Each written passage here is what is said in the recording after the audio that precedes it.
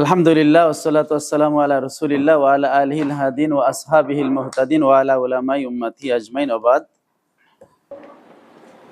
আল্লাহ রাব্বুল আলামিনের দরবারে অশেষ শুকরিয়া যে আমরা আল আকিদাতুত তাহাবিয়া এই কিতাবটা আকীদার একটি গুরুত্বপূর্ণ কিতাব আমরা দর্স নেওয়ার জন্য আজকে বসতে পেরেছি, এজন্য বলি আলহামদুলিল্লাহ। আল আকিদাতুত তাহাবিয়া এটি আমাদের হানাফি মাযহাবের একজন বিখ্যাত ইমাম তহাবি আবু জাফর তহাবি রহমাতুল্লাহ আলাইহির লিখিত একটি কিতাব, যেটি আহলুস সুন্নাত ওয়াল জামাতের একটি মুত্তাফাক আলাইহি আকীদার কিতাব। যে আকীদার কিতাবটিকে সকল মানুষ গ্রহণ করেছে সেটি হলো আল আকিদাতুত তাহাবিয়া। এটির নাম আকিদাতু আহলিস সুন্নাহ ওয়াল জামাহ বা আহলুস সুন্নাত ওয়াল জামাতের আকীদা। এই কিতাবের অনেকেই শরা লিখেছে, বিশেষ করে হানাফি মাযহাবের একজন বড় আলেম যিনি হেদায়া কিতাবের ব্যাখ্যা লিখেছেন আল এনায়া নামে, ইমাম আকমালউদ্দিন বাবেরতি রহমতুল্লাহ আলাইহি, তার যে শরাটা শরহুল আকিদাতুত তাহাবিয়া সেটা থেকে আমরা এই কিতাবটা পড়ব।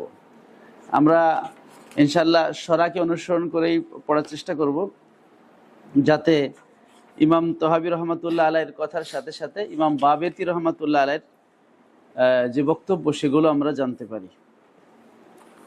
তো প্রথমেই আমরা কিতাব খুলি, 13 পৃষ্ঠা দেখেন।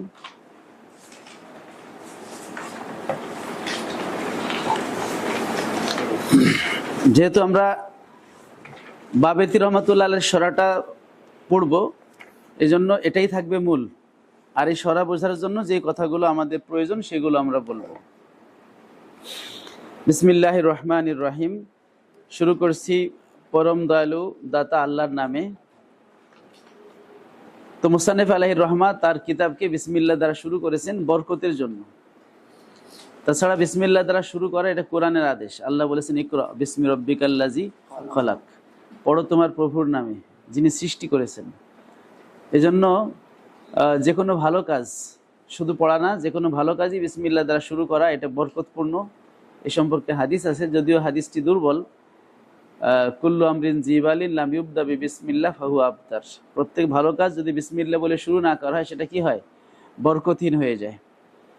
এজন্য মুসান্নিফ আলাইহির রহমা বিসমিল্লাহ দ্বারা শুরু করেছেন, আমরাও বিসমিল্লাহ দ্বারা শুরু করলাম।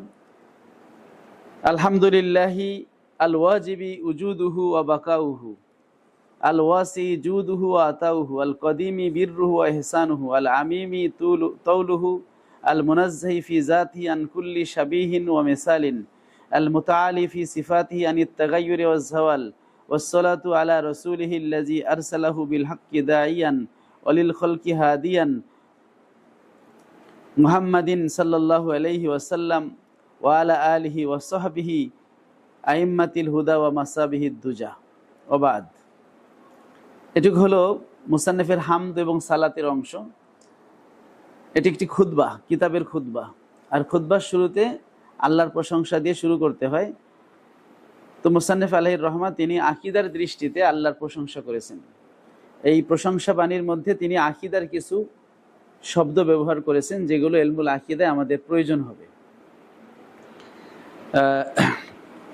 আলহামদুলিল্লাহ, সমস্ত প্রশংসা আল্লাহ তাআলার। এখানে আলিফলামটা আলিফলাম ইস্তেগরাকি, হামদের যত প্রকার সব কি করে? শামিল করে। লিল্লাহি, এখানে লামটা ইখতিসাসের জন্য, ইখতিসাস মানে খাস বোঝানোর জন্য, যে সমস্ত প্রশংসা কার জন্য খাস? আল্লাহর জন্য খাস। লফজে আল্লাহ একটা সিফাত নেওয়া হয়েছে আল ওয়াজিবে উজুদুহু ওয়া বাকাউহু, যিনি হচ্ছেন ওয়াজিবুল উজুদ ওয়াজিবুল বাকা, অর্থাৎ যার অস্তিত্ব এবং যার টিকে থাকাটা আবশ্যক, ওয়াজিব। এছাড়া তিনি ছাড়া আর যত মাখলুক আছে, আল্লাহ ছাড়া যা কিছু আছে সব কি? মাখলুক। মা সেওয়াল্লাহ মাখলুকুন, আল্লাহ ছাড়া যা কিছু আছে সব হলো মাখলুক। আর মাখলুকের অস্তিত্বে থাকা বা না থাকা এটা আল্লাহ তাআলার ইচ্ছার উপর নির্ভর করে। আর আল্লাহ তাআলার অস্তিত্বে থাকা বা আল্লাহ তাআলার বাকি থাকা এটা ওয়াজিব, এটা জরুরি, এটা শারআন ও আকলান, মানে আকলের দৃষ্টিতে এবং শরীয়তের দৃষ্টিতে। ওয়াজিবুল উজুদ, এখানে আল ওয়াজিবে উজুদুহু, এটাকে আমরা সংক্ষেপে আবার ওয়াজিবুল উজুদও বলি। এই আল ওয়াজিব এটা হচ্ছে শিবে ফেল, আর উজুদুহু এটা হচ্ছে তার ফাইল, তারকিবে। উজুদহু মুদাফ মুদাফ ইলাইহি মিলে মাতুফ আলাইহি আও হরফে আতফ বাকাউহু, এটা হচ্ছে মাতুফ, আর মাতুফ আতুফ আলাইহি মিলে কি আল ওয়াজিবের শিবে ফেল, অর্থাৎ যার অস্তিত্ব এবং যার টিকে থাকা বাকা এটা ওয়াজিব, জরুরি। অর্থাৎ যিনি কখনো অনস্তিত্ব হবেন না, যিনি কখনো ধ্বংস হবেন না, তিনি হচ্ছেন এই সত্তা। যেটা ইমাম তাহাবী রহমাতুল্লাহ আলাইহি, যেটা তার সামনে ইবারতে, মূল ইবারতে দেখবেন, তিনি বলেছেন লা ইয়াফনা ওয়ালা ইয়াবিদু, আল্লাহ কখনো ধ্বংস হবেন না, আল্লাহ কখনো ফানা হবেন না। তো উজুদ বা অস্তিত্ব হলো তিন প্রকার। কয় প্রকার? তিন প্রকার। একটা হলো ওয়াজিবুল উজুদ, একটা হলো মুমতানিউল উজুদ, একটা হলো মুমকিনুল উজুদ। তো মুমকিনুল উজুদ হচ্ছে যার অস্তিত্ব অনস্তিত্ব উভয়টা সম্ভব।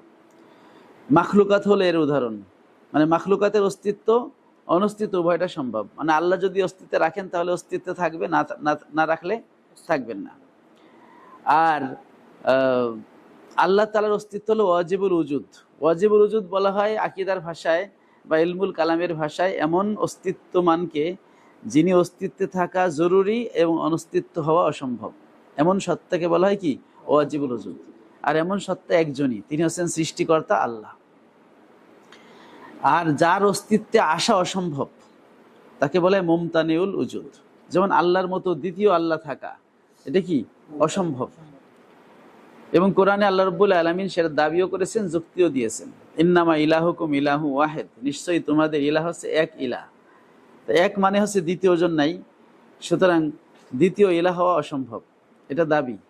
আর যুক্তি বা দলিল হলো, সেটাও কোরআনের আয়াত, লাউ কানা ফিহি মা আলিহাতুন ইল্লাল্লাহু লাফাসাদাতা, যদি এই জগতে বা আসমান জমিনে আল্লাহ ছাড়া আর কোনো সৃষ্টিকর্তা বা পালনকর্তা পরিচালক থাকতো, ইলাহ থাকতো, তাহলে এই আসমান জমিন কি হতো? ধ্বংস হতো। কারণ ওই ইলাহ চাইতেন যে পূর্ব দিক থেকে আপনি সূর্য উঠাচ্ছেন, তাহলে আমি কিছুদিন পশ্চিম দিক থেকে উঠাই, আর তখনই লাগতো গ্যাঞ্জাম এবং সব উলট পালট হয়ে যেত, এবং সুশৃঙ্খল ভাবে কিছুই চলতো না।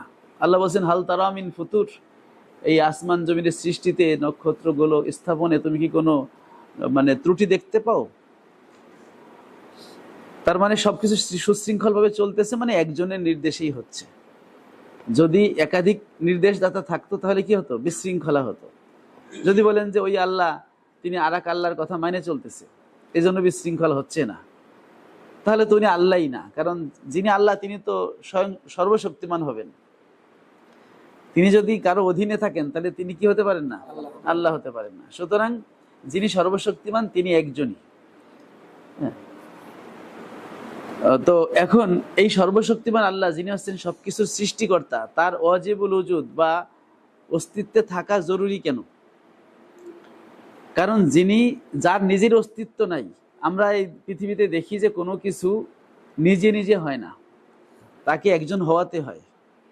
কোনো কিছু নিজে নিজে কি হয় না? সৃষ্টি হয় না, তাকে একজন সৃষ্টি করতে হয়, আর তিনি হচ্ছেন আল্লাহ। যদি নিজে নিজে সৃষ্টি হওয়া সম্ভব হতো তাহলে মানুষ তো কি করতে পারতো? নিজেকে নিজে বানাইতে পারতো। কেউ এরকম কালো হইতো না আমার মতো, কি সবাই ফর্সা হয়ে যেত, সবাই সুন্দর হইতো, সবাই ধনী হইতো। কি হইতে পারতেছে? তার মানে কেউ নিজে নিজে সৃষ্টি হতে পারতেছে না, এবং এক সৃষ্টি আরেকজনকেও বানাতে পারছে না। যদি সৃষ্টি আরেকজন সৃষ্টিকে বানাতে পারতো, মাখলুক যদি আরেকজনকে বানাতে পারতো, তাহলে প্রত্যেকে তার সন্তানকে কি করতো? সবচেয়ে সুন্দর বানাতো। কিন্তু সেটা পারতেছে না, মানে মাখলুকও সৃষ্টি করতে পারে না, মাখলুক নিজেকেও সৃষ্টি করতে পারে না, মাখলুক অন্যকেও সৃষ্টি করতে পারে না। সুতরাং এই মাখলুকই হলো প্রমাণ যে খালেক একজন আছেন, যিনি সবাইকে কি করতেছেন? সৃষ্টি করতেছেন। এখন ওই খালেক হচ্ছেন এমন যিনি স্থায়ীভাবে থাকবেন। কারণ তিনিও যদি অনস্তিত্ব থাকেন তাহলে তিনি আবার অস্তিত্বে কিভাবে আসবেন, তাই না? কারণ আমি মাখলুক, আমি এক সময় ছিলাম না, এই কারণে আমি আমার নিজেকে বানাইতে পারি না। কারণ অনস্তিত্বে যে থাকে সে কিভাবে অস্তিত্বওয়ালাকে বানায়? কারণ সেই নিজে অনস্তিত্বে সে তো দুর্বল, যে অস্তিত্বে সে তো সবল, তাই না? যে নাই সে কি দুর্বল, যে আছে সে সবল। তাই দুর্বল কিভাবে সবলকে বানায়? এটা হতে পারে না, কারণ সে তো নিজেরই অস্তিত্ব নাই। সে যদি অনস্তিত্ব যদি কাউকে বানাইতে পারতো, তাহলে সে তো নিজেকেই অস্তিত্বে আনতে পারত, তাই না? আর আমরা জানি যে কেউ নিজেকে নিজে বানাইতে পারে না, এটা বাস্তব। সুতরাং অস্তিত্ব কখনো নিজেকে অস্তিত্বে আনতে পারে না, সে কিভাবে আরেকজনকে অস্তিত্বে আনবে? সুতরাং যিনি সবাইকে অস্তিত্বে আনবেন তার অস্তিত্ব অবশ্যই থাকতে হবে। যেহেতু আল্লাহ তাআলা সবাইকে সৃষ্টি করছেন, এ কারণে আল্লাহর সবসময় অস্তিত্বে থাকা জরুরি। কারণ তিনি যদি অনস্তিত্ব হয়ে যান, যে সাপোজ যে এক সময় আল্লাহ ছিলেন না, তারপরে আল্লাহ অস্তিত্বে আসলেন, এমন যদি বলা হয় এই কুফরি কথাটা, তাহলে এটা অবাস্তব কথা। আকলের দৃষ্টিতে, শরীয়তের দৃষ্টিতে অবাস্তবই, আকলের দৃষ্টিতে অবাস্তব। কারণ আকল বলে যে যিনি একসময় ছিলেন না তিনি নিজে নিজে হইতে পারেন না।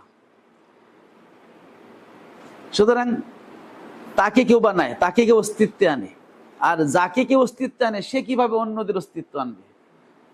যদি যে অন্যের সাহায্যে অস্তিত্বে আসলো সে যদি অন্য কাউকে বানাতে পারতো, তাহলে আমরাও অন্যের সাহায্যে অস্তিত্বে আসছি, আমরাও কাউকে বানাইতে পারতাম।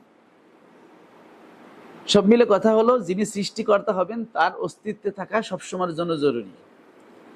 আর ওয়াজিবুল উজুদ কথাটা তার জন্যই প্রযোজ্য।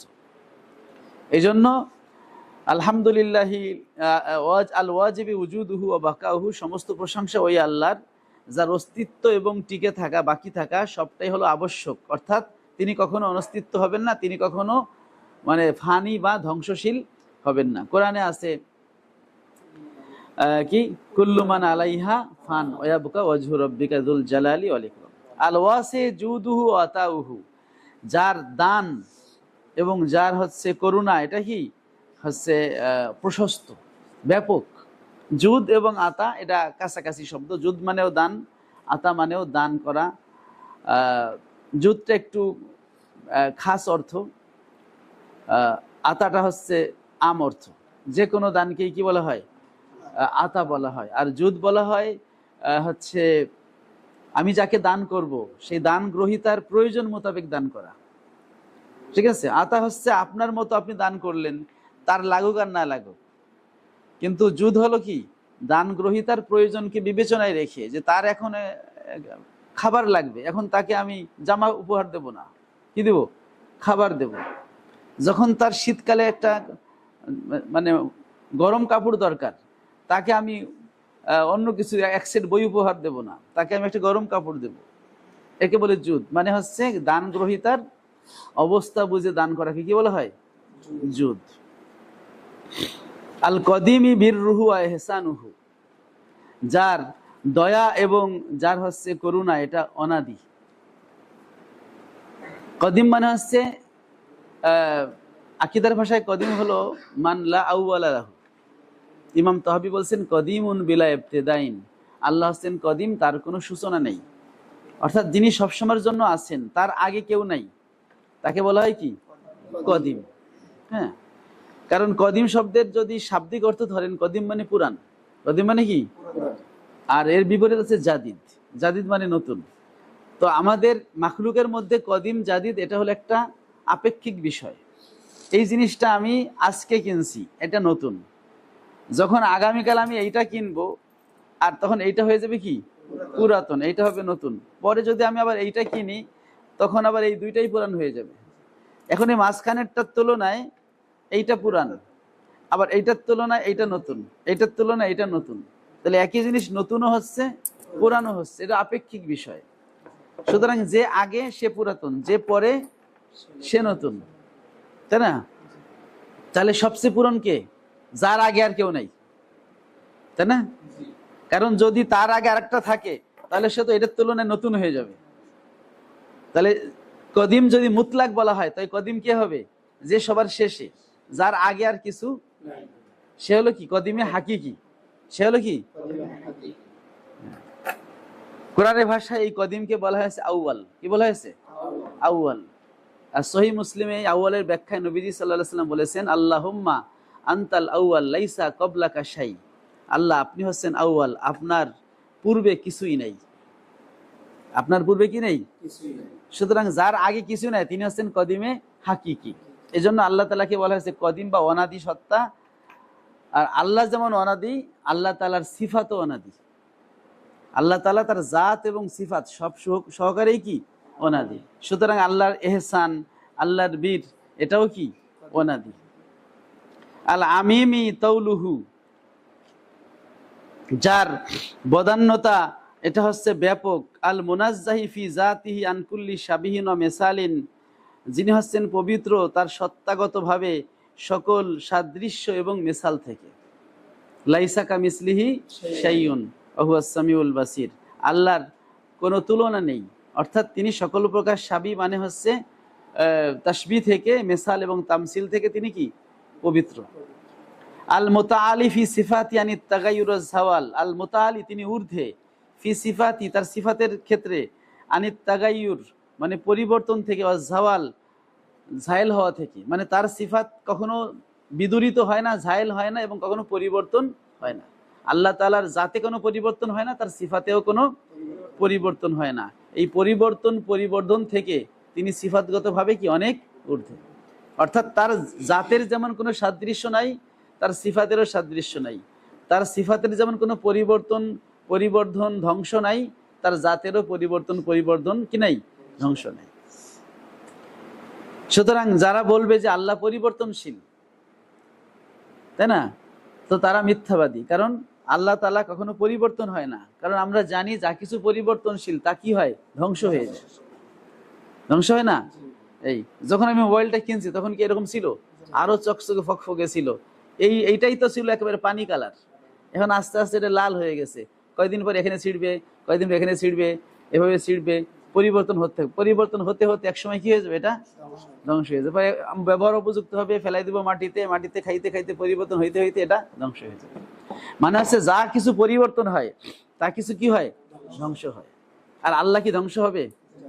কোরআন দ্বারা প্রমাণিত আল্লাহ ধ্বংস হবেন না, হবেন? ওয়ায়াবকা ওয়াজহু রাব্বিকা যুল জালাল, কুল্লু মান আলাইহা ফান, সবকিছু ধ্বংস হবে কিন্তু আল্লাহ কি হবেন না। তা আমরা জানলাম যা কিছু পরিবর্তনশীল তা কিছু ধ্বংসশীল। আবার কোরআন দ্বারা জানলাম আল্লাহ ধ্বংসশীল নয়। তার মানে কি হলো, আল্লাহ পরিবর্তনশীল। এই কথাটা কি বানানো নাকি কোরআন দ্বারা প্রমাণিত? যেহেতু কোরআন দ্বারা প্রমাণিত আল্লাহ পরিবর্তনশীল নয়, আর আল্লাহ তাআলা তার জাত এবং সিফাত সহকারেই আল্লাহ, এজন্য মুসান্নিফ বলছেন যে আল্লাহ তাআলার সিফাতে কোনো পরিবর্তন হয় না, কোনো জাওয়াল বা বিচ্যুতি আসে না। জাওয়াল মানে কোনো কিছু ধ্বংস হয়ে যাওয়া, চলে যাওয়া। তো আল্লাহ তাআলার সিফাত এমন নাই যে তিনি রহমান সিফাত আছেন, কিছুদিন পরে রহমান সিফাতটা চলে গেল, এমনটা না। বা তার কুদরত সিফাতটা চলে গেল, এমনটা নয়। এবং তার সিফাতে কোনো পরিবর্তন হয় না। পরিবর্ধন আল্লাহর সিফাতে কি করে না, টাচ করে না। আর তার জাত তো আরো অনেক ঊর্ধ্বে। সুতরাং যারা এখান থেকে প্রমাণিত হয় যে সমস্ত ব্যক্তিরা বলে যে আল্লাহ তাআলা আরশে অবস্থান করেন, তাদের এই আকীদাটা বাতিল আকীদা। মূলত আপনি যদি আকীদার ইতিহাস দেখেন তাহলে দেখবেন যে এটা বাতিল আকীদা, এবং পূর্ব যুগে যারা বাতিল আকীদা পন্থী ছিল তারাই এই আকীদা আবিষ্কার করেছে। কারণ সব যুগেই তো আহলুস সুন্নাত ওয়াল জামাত ছিল, আর বাতিল পন্থী মুতাজিলা, খারেজি, রাফেজি তারাও ছিল। তো আহলুস সুন্নাত ওয়াল জামাতের কেউ এই আকীদার কথা বলে নাই। এটা কাররামিয়া মুজাসসিমা ফিরকার আকীদার বলছে। আপনি আল মিলাল ওয়ান নেহাল খোঁজেন, আল ফারকু বাইনাল ফিরাক, যেগুলো আকীদার ইতিহাস লেখা আছে, ফিরকা বিভিন্ন ফিরকা যে উদ্ভব হয়েছে তাদের বাতিল আকীদাগুলো লেখা আছে। তারাই দাবি করেছে যে আল্লাহ তাআলা মাখলুকের মতো আকার বিশিষ্ট। তারাই দাবি করেছে আল্লাহ তাআলার আরশে আল্লাহ বসে আছেন, অবস্থান করতেছেন। কিন্তু আহলুস সুন্নাত ওয়াল জামাত সবসময় বলে আসছে আল্লাহ তাআলা মুনাজ্জাহুন আনিল জিহাতি ওয়াল মাকান, আল্লাহ তাআলা দিক এবং স্থানের ঊর্ধ্বে। আল্লাহ তাআলা স্থান, কাল, পাত্রের ঊর্ধ্বে। সুতরাং আরশ একটা জায়গা, সেখানে আল্লাহ অবস্থান করতে পারেন, এটা আল্লাহর শান না। কারণ যখন আরশ ছিল না তখন আল্লাহ ছিলেন কিনা? যখন আরশ ছিল না তখন যেহেতু আল্লাহ ছিলেন, তো তখন তো তিনি আরশের প্রতি মুখাপেক্ষী ছিলেন না। তখন তিনি আরশের প্রতি মুখাপেক্ষী হওয়া ছাড়াই যেহেতু আল্লাহ আরশে ছিলেন, মানে আরশের ঊর্ধ্বে ছিলেন, তখন আরশ ছিলই না। কারণ আরশ তো আল্লাহর একটা মাখলুক। আরশ কি? আরশ মাখলুক। তো মাখলুকের বৈশিষ্ট্য হলো একসময় তা ছিল না, পরে সেটা আল্লাহ বানানোর কারণে হয়েছে। তার মানে আরশ একসময় ছিল না, যেটা সহিহ বুখারীতে লেখা আছে, কান আল্লাহু ওয়ালাম ইয়াকুন শাইউন গায়রুহু, শুধুমাত্র আল্লাহ ছিলেন আর কোনো কিছুই ছিল না। এরপরে আল্লাহ তাআলা একটা একটা করে সৃষ্টি করেছেন। পানি সৃষ্টি করেছেন, পানির উপর আরশ সৃষ্টি করেছেন, এরপরে পানি থেকে মাটি সৃষ্টি করেছেন, এবার ধোঁয়া থেকে আসমান সৃষ্টি করেছেন। মানে একটা একটা করে সৃষ্টি করেছেন। প্রথমে কিছুই ছিল না, শুধু কে ছিল? আল্লাহ ছিল। তো যখন কিছু ছিল না তখন আল্লাহ তো আরশ এবং অন্য সব কিছু থেকে অমুখাপেক্ষী অবস্থায় ছিলেন।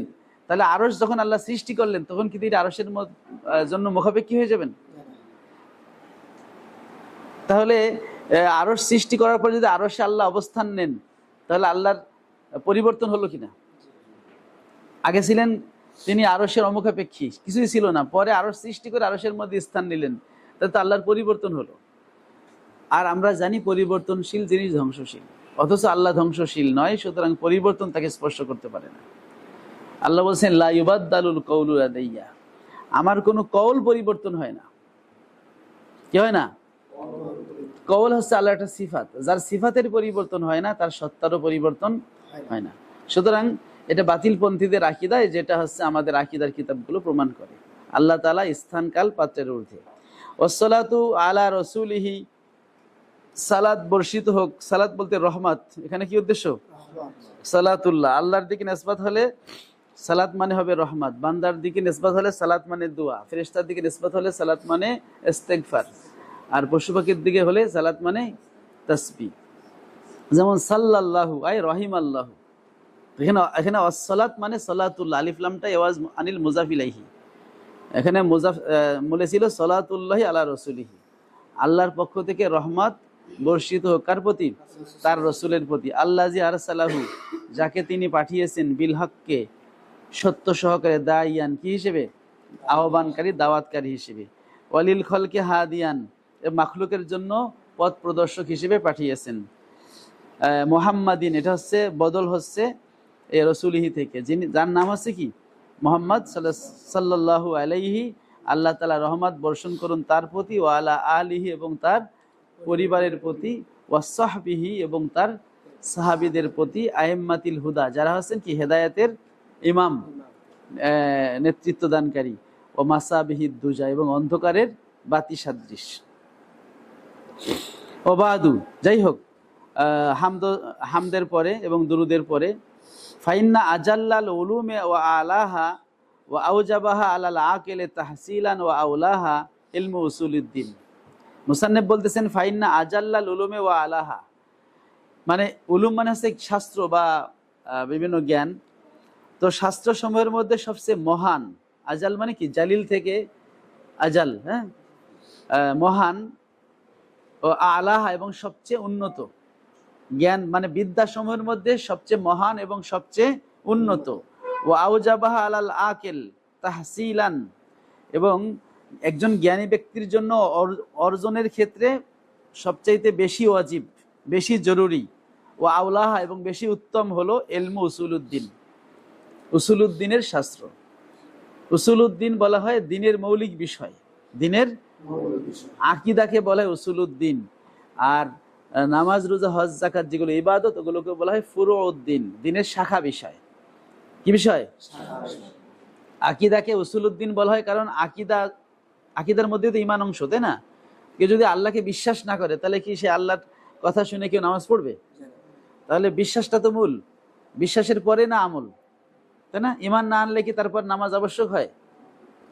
যেহেতু ঈমানটা হলো মূল আর আমলটা হলো ফরা, শাখা, এই জন্য আমলের এলেমকে বলা হয় এলমুল ফুরু, যেটাকে আমরা ফিক নামে চিনি। আর আকীদার এলেমকে বা বিশ্বাসের এলেমকে বলা হয় এলমুল উসুল, যেগুলোকে আমরা আকীদা বলে চিনি। তাই উসুলুদ্দিন এটা হচ্ছে আকীদা শাস্ত্রের একটা নাম। এই আকীদা শাস্ত্রে অনেক নাম আছে, উসুলুদ্দিন, এবার আল আকীদা, আল ইতিকাদ, আল ফিকুল আকবার, আল ঈমান, হ্যাঁ, এভাবে বিভিন্ন, as-সুন্নাহ, বিভিন্ন নামে উলামায়ে কেরাম নামাঙ্কিত করেছেন। তাই উসুলুদ্দিন শাস্ত্র, এটা হলো জ্ঞানের মধ্যে বা শাস্ত্রসমূহের মধ্যে সবচেয়ে মহান এবং সবচেয়ে উন্নত, এবং একজন জ্ঞানের জন্য এটাকে হাসিল করা সবচেয়ে বেশি জরুরি এবং সবচেয়ে উত্তম। আল্লাযী ইয়াশতামিলু আলা মারিফাতিল্লাহ, যেই উসুলুদ্দিনটা কিসের উপরে শামিল করে? ইয়াশতামিলু আলা মারিফাতিল্লাহ, আল্লাহর পরিচয়কে শামিল করে। কাকে শামিল করে? আল্লাহর পরিচয় লাভ করা। আল্লাতী হিয়া আসলু কুল্লি ইলমিন, আল্লাহর পরিচয় হলো সকল এলেমের মূল। আর সে আল্লাহর পরিচয়কে শামিল করে এই উসুলুদ্দিন। কারণ ঈমান না হলে আপনি নাজাত পাবেন না আখিরাতে। তো ঈমান আনতে গেলে কার উপর ঈমান আনবো? আল্লাহর প্রতি। আল্লাহকে যদি আমি না চিনি তো ঈমান আনবো কিভাবে? আমি যদি কোনো একটা কিছু বিশ্বাস করতে চাই, সেই বিষয়টাকে তো আমাকে জানতে হবে।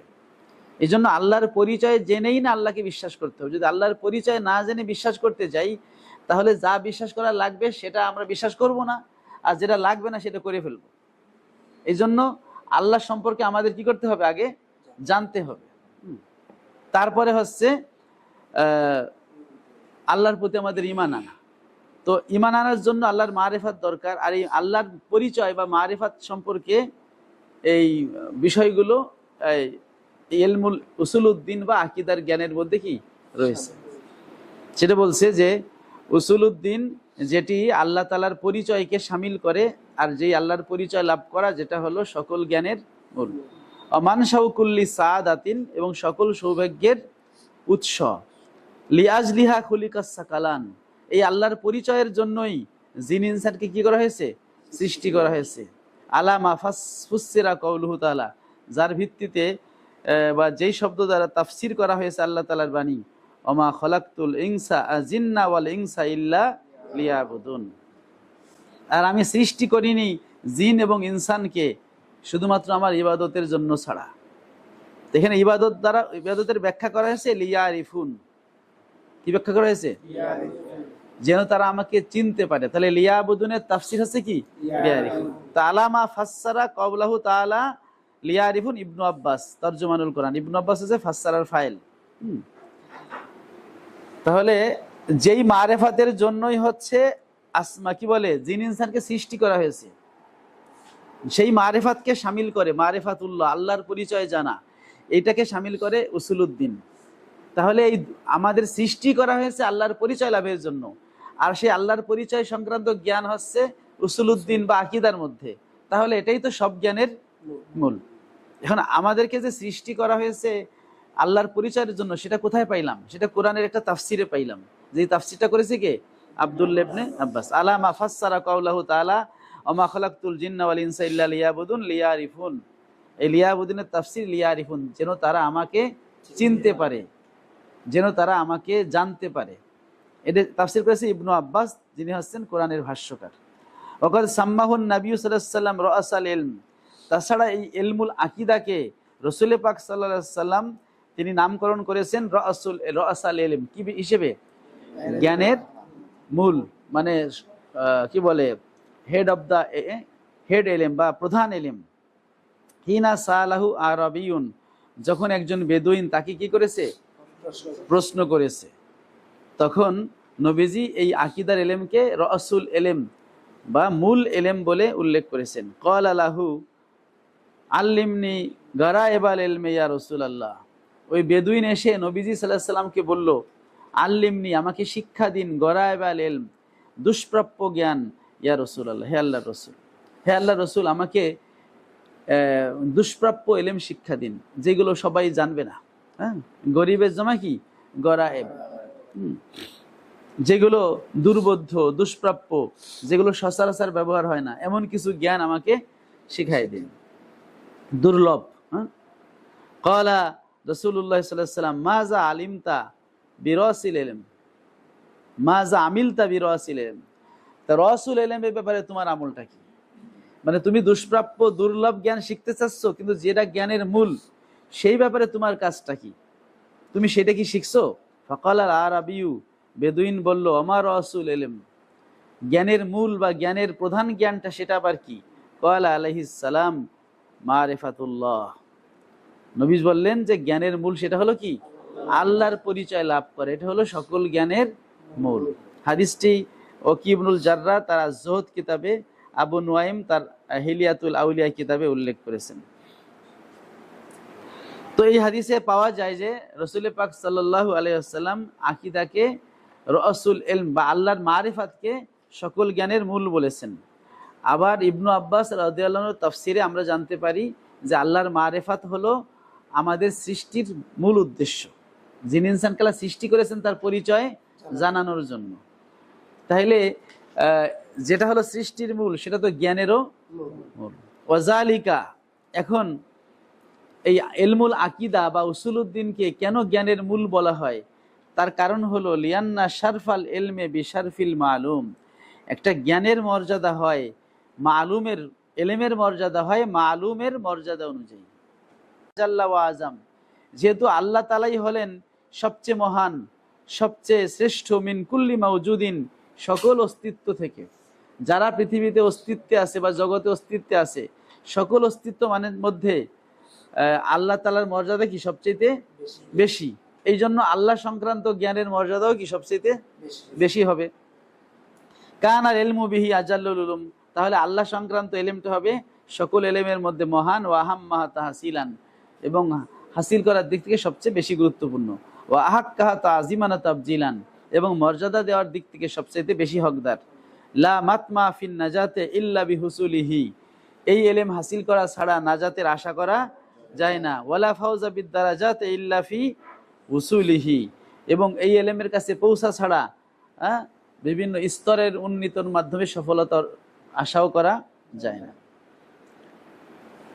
এখন এই এলেমটা কিভাবে আমরা অর্জন করব? অকাত তাফাররাকাতিল ফিরাকু ফিহি, এই এলেমের ক্ষেত্রে বিভিন্ন ফেরকা ভাগ হয়ে গেছে। একদল বলতেছে আল্লাহর মারিফাতটা এইরকম, একদল বলতেছে এইরকম, একদল বলতেছে এইরকম। তাহলে আল্লাহর মারিফাতটা আমরা কিভাবে সঠিকভাবে নিতে পারবো? লাকিন্নাল ফেরকাতুন নাজিয়াতু মিনহা, তবে এই ফেরকাগুলোর মধ্যে যেই ফেরকাটা মুক্তিপ্রাপ্ত দল, আল্লাতি আশারান নবী ইলাইহা সাল্লাল্লাহু আলাইহি সাল্লাম, যেই ফেরকায় নাজিয়ার প্রতি নবীজি ইশারা করেছেন বিকাউলি, তার এই বাণীর দ্বারা, ওয়াল্লাজি নফসু মুহাম্মাদিন বিয়াদিহি, এই হাদিস, ওই সত্তার কসম মুহাম্মদ সাল্লাল্লাহু আলাইহি সাল্লামের প্রাণ যার ক্ষমতায়, লা তাফতারি কান্না উম্মতি আলা সালাসি ওয়া সাবিনা ফিরকাতান, আমার উম্মত ভাগ হবে কত দলে? ৭৩ দলে। ওয়াহিদাতুন ফিল জান্নাহ, একটা দল জান্নাতে যাবে। ওয়া ইসনাতানে ওয়া সাবুনা ফিন্নার, আর ৭২টা যাবে কোথায়? জাহান্নামে। এই হাদিস বিভিন্ন ইবারতে বর্ণিত আছে। এই উম্মতের জায়গা মিল্লাত শব্দ আছে, তাই না? কিলা ইয়া রাসূলুল্লাহ মানহুম, বলা হলো ইয়া রাসূলুল্লাহ সেই দলটা কারা? ক্বালা আস-সুন্নাতু ওয়াল জামাআহ, আস-সুন্নাতু ওয়াল জামাআহ, যারা সুন্নাত এবং জামাত মেনে চলে। কিলা ওমাস সুন্নাতু ওয়াল জামাআহ, সুন্নাত এবং জামাতটা কি? ক্বালা মা আনা আলাইহি ওয়া আসহাবি, যার উপরে আমি এবং আমার সাহাবায়ে কেরাম আছি। আমি যার উপরে আছি সেটা হলো সুন্নাত, আর আমার সাহাবায়ে কেরাম যার উপরে আছে সেটা হচ্ছে কি? জামাত। তো এই হাদিসটা বিভিন্ন গ্রন্থে বিভিন্ন শব্দে বর্ণিত আছে। মোট কথা হলো এইটা, যে রাসূল পাক সাল্লাল্লাহু আলাইহি ওয়াসাল্লাম বলেছেন যে আমি এবং আমার সাহাবায়ে কেরাম যার উপরে আছি, তথা সুন্নাত এবং জামাত, সেটাই হলো মুক্তির সনদ। সুতরাং আল্লাহর পরিচয়ে নিয়ে বিভিন্ন ফেরকা বিভিন্ন কথা বললেও আল্লাহর রাসূল সাল্লাল্লাহু আলাইহি ওয়াসাল্লাম ও সাহাবায়ে কেরামের মতপথ নিয়ে যারা চলছে, যারা হচ্ছে আহলুস সুন্নাত ওয়াল জামাত, তারা যেভাবে আল্লাহ তাআলার পরিচয় প্রদান করছে সেভাবেই আল্লাহ তাআলার পরিচয় লাভ করা বা পরিচয় জানা, এটাই হবে সঠিক। ফায়ামবাগি লিল আকিল, সুতরাং এই হাদিসের আলোকে উচিত হবে একজন জ্ঞানী ব্যক্তির জন্য আইউলাজেমা, আঁকড়ে ধরা তরিকা আহলিস সুন্নাহ ওয়াল জামাত, আহলুস সুন্নাত ওয়াল জামাতের তরিকাটা আঁকড়ে ধরা উচিত। অবিজানিবা তরিকা আহলিল আহওয়াই ওয়াল বিদআহ, যারা হচ্ছে প্রবৃত্তির অনুসারী, বেদাতের অনুসারী, তাদের রাস্তা পরিহার করা, এটা হচ্ছে কর্তব্য। ফাইন্না আওলাত তরিকাতে, কেননা যে সবচেয়ে শ্রেষ্ঠ তরিকা হলো আল্লাতি কানা আলাইহাস সাহাবা ওয়াত তাবিউন, যেই তরিকার উপরে সাহাবী এবং তাবেঈরা আছেন, সেটা হলো কি? শ্রেষ্ঠ তরিকা। ওয়ামাজা আলাইহাল আসলাফুস সালেহুন, যেই তরিকার উপরে চলেছেন কারা? সালাফে সালেহিনরা। ওয়াকাত তাসাদ্দালি বয়ানি মাযহাবিহিম কাসীরুম মিন আইম্মাতিল ইসলাম, এই সালফে সালেহিন বা সাহাবায়ে কেরামের অভিমত বা তাদের মাযহাব, তারা কোন রাস্তায় গেছেন সেইটা বয়ানের জন্য ইসলামের অনেক ইমামরা উদ্যোগী হয়েছেন। ফুরসানু এলমিল কালাম, এবং এলমুল কালামের যারা ঘোড়সাওয়ার মানে সেনানী সৈনিকরা, তারা কি করছে? অনেক উদ্যোগ গ্রহণ করেছে, যে সাহাবায়ে কেরামের আকীদা এটা ছিল, তাবেঈনদের আকীদা এটা ছিল। ফামিনহুম মান আসহাবা ওয়া আতনাব আমিনহুম মান তাওয়াসসাত মিনহুম মান ইনতাখাব, এই যারা সাহাবা তাবেঈনদের সেই আকীদা বয়ান করেছেন, তাদের মধ্যে কেউ লম্বা করে বয়ান করেছেন, কেউ মধ্যমপন্থী, এবং কেউ আবার নির্বাচিত সংক্ষিপ্ত কিছু আকীদা বয়ান করেছেন। অমিনাল মুখতাসারাত, আর সেই সংক্ষিপ্ত কিতাব সমূহের মধ্যে অন্যতম হলো এই আমাদের আকীদাতুত তাহাবী, আল্লাতি আনারাত ফি হুসনিহি মাতালিউহু, আর মুক্তাসার কিতাবগুলোর মধ্যে অন্যতম হলো আল্লাতি আনারাত ফি হুসনিহি মাতালিউহু, যার সৌন্দর্যে উদয়স্থলগুলো কি হয়ে গেছে, আলোকিত হয়েছে। ও হাওয়াত সেহরুল বায়ানে জাওয়ামিউহু, ও হাওয়াত সেহরাল বায়ানে জাওয়ামিউহু, এবং যার জাওয়ামিউল কালিম বা হচ্ছে জাওয়ামে, এটা বহু বচন, এক বচনে জামিয়া। জামিয়া বলা হয় এমন বাক্যকে যেই বাক্যের শব্দ সংখ্যা হয় কম আর অর্থ হয় বেশি। নবীজি সাল্লাল্লাহু আলাইহি ওয়াসাল্লাম বলেছেন, উতিতু জাওয়ামিয়াল কালিম, আমাকে আল্লাহ জাওয়ামিউল কালিম দিয়েছেন। জাওয়ামিউল কালিম হচ্ছে যেই কালিমার শব্দ হবে কম, অর্থ হবে ব্যাপক। তো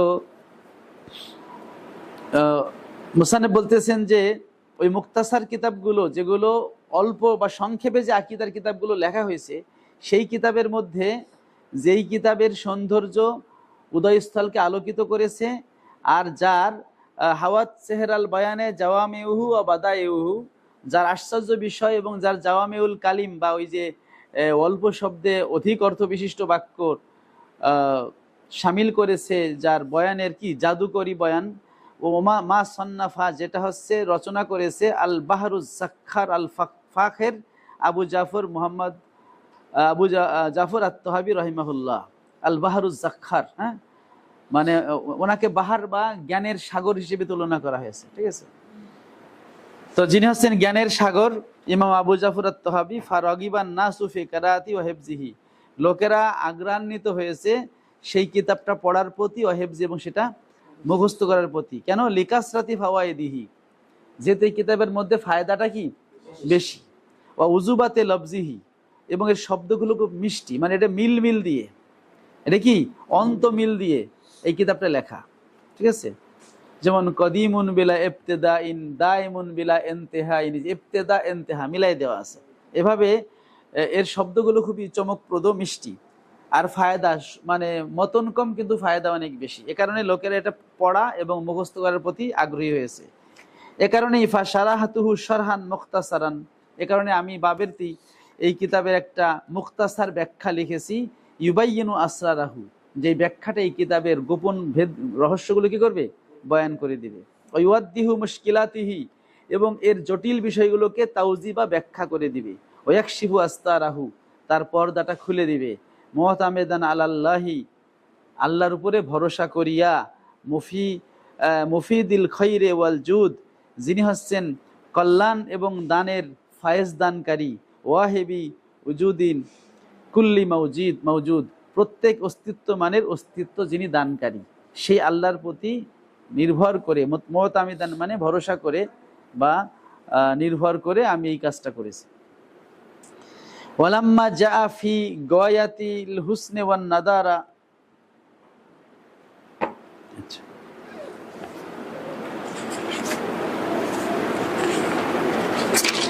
আজকে এটুকু থাকুক, ঠিক আছে। এর মধ্যে মোটামুটি আমরা মুসান্নেফের যেই ভূমিকাটা, কিতাব রচনার প্রেক্ষাপট এবং উদ্দেশ্য, সেটা আমরা বুঝতে পেরেছি। এখানে মুসান্নেফ যে কথাগুলো বলেছেন, যদি সারসংক্ষেপে বলি, আল্লাহ তাআলার প্রশংসা, এরপরে নবীর গুণকীর্তন করার পরে তিনি বলেছেন যে উসুলুদ্দিন শাস্ত্র, এটা হলো সকল শাস্ত্রের মধ্যে এটা হলো সবচেয়ে প্রধান এবং গুরুত্বপূর্ণ। কারণ উসুলুদ্দিনের মধ্যে আল্লাহ তাআলার মারেফাত বা পরিচয় নিয়ে আলোচনা করা হয়। আর আল্লাহর পরিচয় হলো এমন একটা বিষয় যে উদ্দেশ্যে জিন ইনসান কি করা হয়েছে, সৃষ্টি করা হয়েছে। এবং আল্লাহর পরিচয় সংক্রান্ত জ্ঞানকে হাদিসে রসুল এলেম বলা হয়েছে। সুতরাং এই এলেম ছাড়া নাজাত পাওয়া যাবে না। তাছাড়া কোনো একটা এলেমের গুরুত্ব বাড়ে ওই এলেম কার সম্পর্কে, মানে মালুমের কারণে। তো এই যে আকীদার মালুম হচ্ছে কে, আল্লাহ। আল্লাহ সম্পর্কে তো আমরা এখানে জানি যে আল্লাহ কি কেমন। তো যেহেতু আল্লাহর মর্যাদা সবচেয়ে বেশি, এই জন্য আল্লাহ সংক্রান্ত জ্ঞান, এই ইলমুল আকীদা বা উসুলুদ্দিনের মর্যাদা সবচেয়ে বেশি। এজন্য আল্লাহ সম্পর্কে আমাদের জানা দরকার খুব ভালো করে।